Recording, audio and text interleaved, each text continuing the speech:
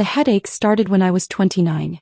Not mild tension headaches, debilitating episodes that made me vomit, lose vision in my left eye, and forget where I was.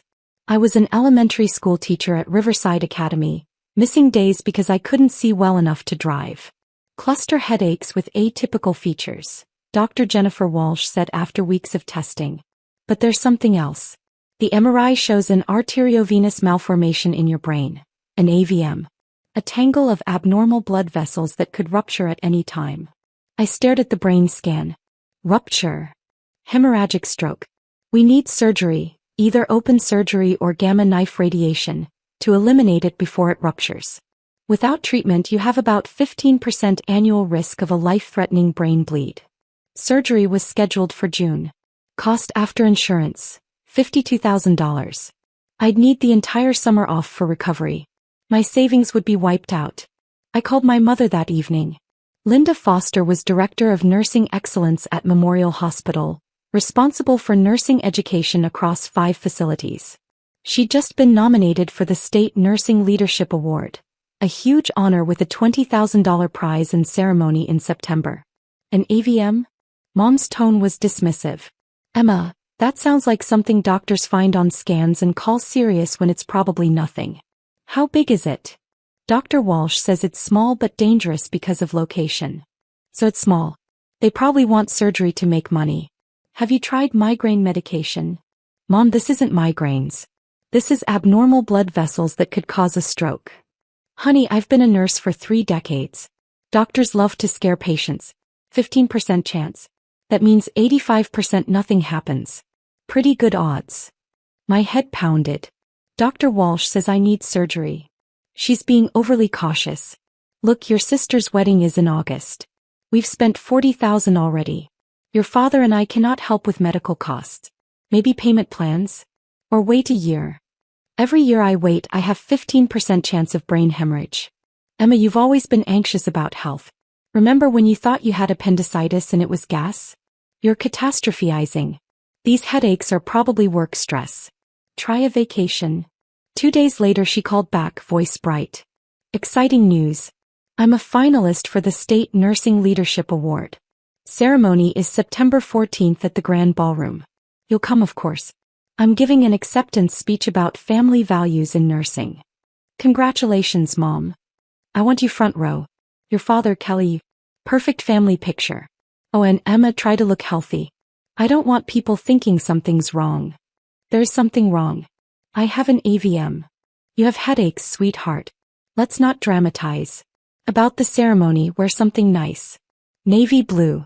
Nothing too tight since I know you get tension headaches. They're not tension headaches. Of course they are. Trust me, I'm a nurse. I know the difference. Build up. Over 3 months my condition worsened. Cluster headaches came almost daily. I took medical leave from teaching, burning through sick days and losing income. Dr. Walsh increased pain medication, but it barely helped. Emma, we need to move up surgery. The frequency suggests the AVM might be becoming unstable. How much earlier? August instead of September. I have an opening August 23rd. 3 weeks before Mom's award ceremony. I called to tell her. August 23rd? Mom sounded annoyed. That's right before the ceremony. Can't you schedule it after? Dr. Walsh says we can't wait. I think Dr. Walsh is being dramatic. Brain surgery for headaches? That's extreme. Have you gotten a second opinion? I've seen 3 neurologists. They all say the same thing. They're all in the same network, so of course they agree. Look, I need you at that ceremony. I'm getting a major award. The governor will be there. I've written my speech about nursing and family. You not being there would be embarrassing. Mom, I'll be recovering from brain surgery. How long is recovery? 4 to 6 weeks. So you'll be fine by September 14th. Perfect. Schedule follow-ups around the ceremony. I need you there looking healthy and supportive. I started documenting everything. Every call where Mom minimized my AVM. Every text calling it just headaches. Every email prioritizing her ceremony over my surgery. I kept medical records. The MRI, surgical recommendations, documentation of worsening headaches. 2 weeks before surgery I had the worst headache of my life. Vision loss, confusion, severe vomiting. I called 911. They admitted me 3 days to rule out hemorrhage. Mom visited once, 30 minutes. This seems like an overreaction, Emma. I've had migraines. You just need a dark room. I was in the ER because they thought my AVM ruptured. But it didn't, right? I told you doctors were being dramatic about the danger. A nurse checked my vitals. After she left, Mom lowered her voice. Emma, please don't tell people about this hospital stay. Word gets around in medical circles. I don't want people at my ceremony asking about your health. It would take attention from my achievement. You want me to hide that I almost had a brain hemorrhage? I want you to be discreet. This is my big moment. I've worked my entire career for this recognition. Can you please just let me have this without making it about your medical drama? Surgery went forward August 23rd. 7 hours of Dr. Walsh carefully resecting the AVM. I woke with a bandaged head, significant pain, strict orders for 6 weeks limited activity. Dad picked me up 2 days later. Mom was too busy with ceremony preparations. Your mother is stressed about her speech, Dad explained. This award means everything to her. I just had brain surgery. I know, sweetie. But you're fine now, right? Surgery went well. Your mother needs you to understand this is important for her career. Over 3 weeks, Mom called repeatedly about the ceremony. What I'd wear, where I'd sit, whether I looked recovered enough for photos. Never once asked about pain, healing, or follow-ups. The day before the ceremony, she called with a chilling request. Emma, if anyone asks about your health, just say you had minor headaches that are resolved. Don't mention surgery.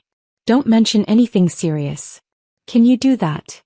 You want me to lie about brain surgery? I want you to be tactful. There's media, nursing administrators from across the state. I don't want my ceremony turned into discussion about your medical issues. My issues you've called just headaches for 4 months? Emma, don't start. Wear the navy dress, smile for photos, and please don't embarrass me. Revelation. The ceremony was held at the Grand Ballroom. 300 nurses, administrators, and healthcare executives filled the room. I sat front row between Dad and Kelly, my head still tender where they'd cut into my skull 3 weeks earlier. After several smaller awards, the MC announced the main event. State Nursing Leadership Award to Linda Foster for exemplary work in nursing excellence and embodiment of family values in healthcare. Mom walked to the stage in a burgundy gown, glowing with pride. She accepted the Crystal Award and stepped to the podium. Thank you for this incredible honor. I've dedicated my career to excellence in nursing because healthcare is about compassion, about listening to patients, about taking their concerns seriously. I shifted uncomfortably. As a mother and nurse, I've believed in leading by example. My family has taught me the importance of balance, being there for people you love while maintaining professional excellence. Kelly glanced at me uncomfortably. Sometimes in healthcare we encounter people who dramatize symptoms, who seek attention through exaggerated medical complaints. As nurses, it's our job to discern between real medical need and anxiety-driven catastrophizing. My hands clenched. I've seen this in my own family. My daughter has struggled with headaches, simple migraines she's convinced herself are serious. Doctors always want extreme interventions.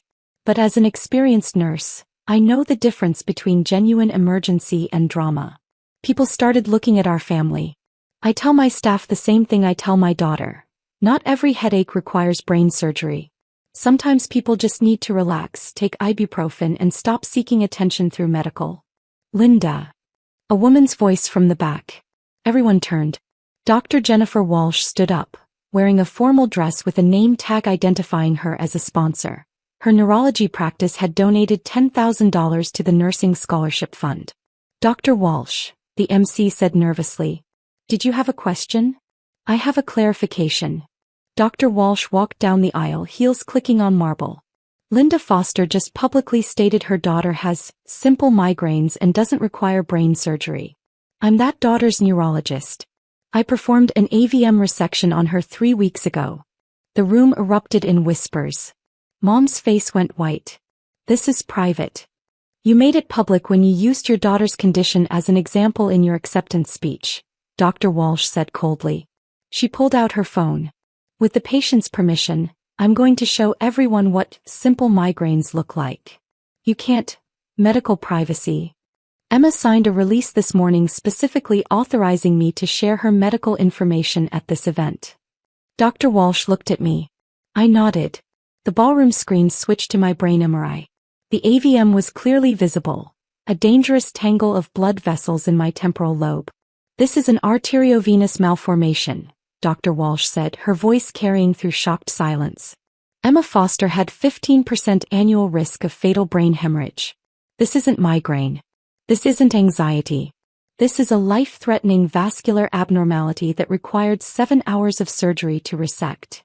She swiped to surgical photos from my operation. Linda Foster spent 4 months telling her daughter this was just headaches.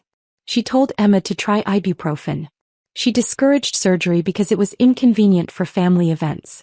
She asked Emma to hide her brain surgery from people at this ceremony because it would be embarrassing. Mom tried to speak but no sound came. Dr. Walsh turned to the audience. 3 weeks ago, I cut into Emma Foster's skull to remove an AVM that could have killed her at any moment.